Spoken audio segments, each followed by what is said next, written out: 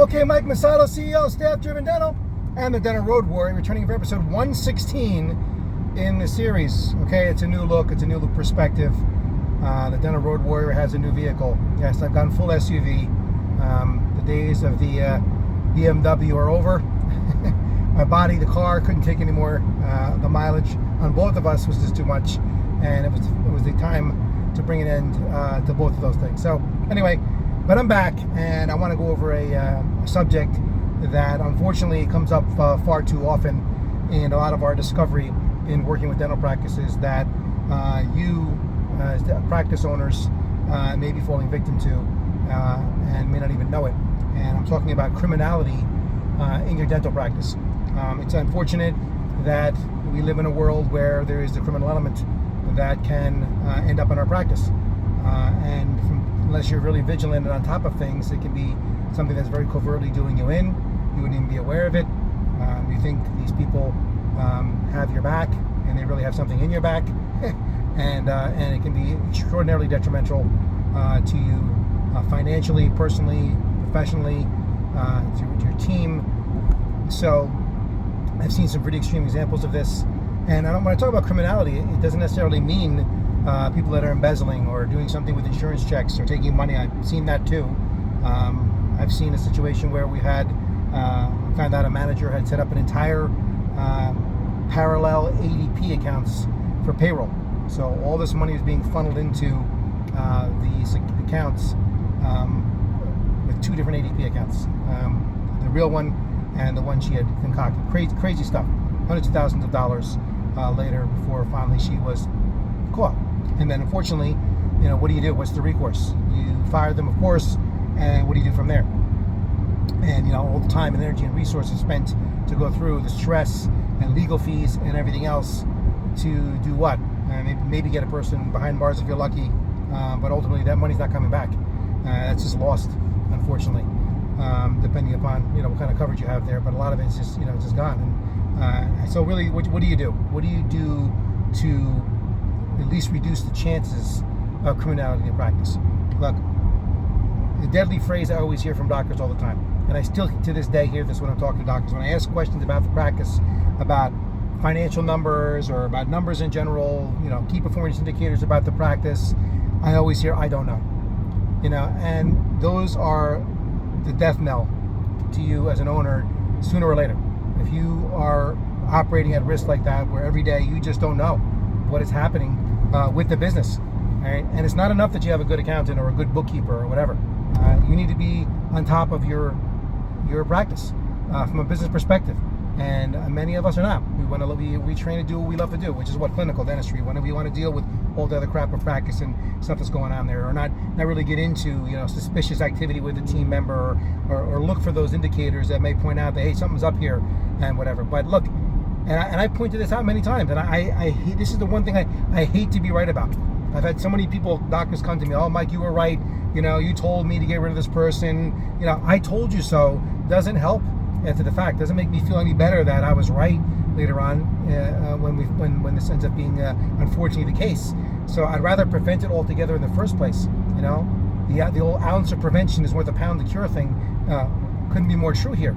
So we just cannot afford, as a small business owner, to take these kind of hits in our practice. So we really just got to be more aware of what's going on. We want to trust our employees, we want to trust our team members, but you have checks and balances in there. You check things, you look into things, and just don't take it for granted that it's all going okay. And I don't care if you feel you have the best people in the world. It's not a bad thing to look into things, check things, make sure things are correct. I don't mean to be there all hours of the night, every single night, but there's a happy medium to know what's going on with your people, and especially the ones that are handling your money. Whether it's your insurance or your over-the-counter, if you take a lot of cash in, where's that all going? What's all happening with that? Right? A lot of doctors right now are using cameras at the front and in areas where money's taken. Well, you can consider that. Obviously, I don't want to change it into a police state where your entire office is under microscope all the time. But again, you have to consider, what do you feel comfortable with? But looking at the kind of people you're hiring too. Do you do background checks? Do we even do any kind of investigation? I've seen people hire the same criminal person that we've had in other practices without telling us. And we find out, because I work in a small market and see a lot of the same practices, a lot of the same people going around. It's like, when we find out they've hired these people that are basically the criminals that were in other practices. And if you had said anything to us, we'd have said, don't hire this person. What are you bringing this person in? We caught her stealing in this place, or we caught her doing some, other kinds of activities in this other practice. And again, we're just so happy to find someone sometimes, and we just hire someone and we worry about it later. No, you have to do due diligence in the beginning, all right? And you can call references, but references only tell part. They only tell people can tell you part of the story. But that okay? It's okay to do background checks. It's okay to do. We just take a drug test. Things like, look, if a person is not willing to take a drug test or worried about failing a drug test, what does it tell you about the character of that person to start off with that's in there, right?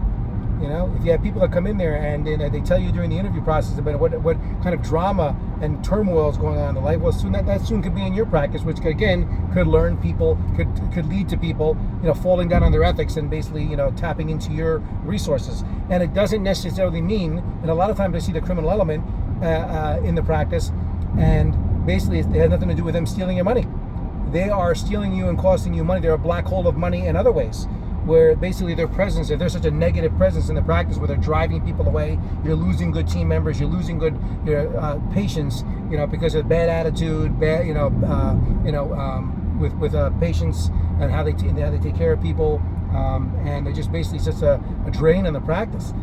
That's criminal because you're paying for it. You're paying for people. You have people in your practice. Ask yourself this question: do you have some people in your practice right now that you have your attention on that are just negative, make you feel bad, make everybody around them feel bad, bring the place down? It's always a problem. There's complaints from patients. You get bad reviews. This is like, and you're paying for that. That is like criminal. That you are paying someone to do you in and do your practicing. Don't support the criminal element, right? We don't want criminals in our practice. We want willing, good people, right, that are out there. So again, it takes a lot of forms that's out there. Like I said, it doesn't mean purposely that are people that are covertly, overtly stealing your funds directly from you. There are many ways your practice can be done in because of the negative influence of having the wrong people in your practice. Be vigilant about it. Get better at hiring. Get better at having somebody, investigate these people, check into these people, monitoring these people. All right. See, and then you'll have freedom, all right, in your practice when you do this. All right. It's challenging enough out there. We don't need to be losing money because, again, of the criminal element. And get help. The other thing is, don't be afraid to ask. Don't be afraid to inquire. Bring someone in to get you help to look at these things. It's all right. Not everybody makes the right decisions out of the gate all the time. And that's a lot of times some people don't want to pursue coaching because they're worried about what they're going to find out. I'd rather know. Wouldn't you? You'd rather know what's going on. The fear of finding out the unknown sometimes. It's better to know. Better to know than not know. Right? Because sooner or later, all this stuff is going to come back to bite you in a negative way. Well, again, sorry for the long hiatus between videos. Hope you're enjoying these videos when they do come out. Please share them and let us know if there's any other topics you want to hear about. And I'll be back hopefully next month with the next episode.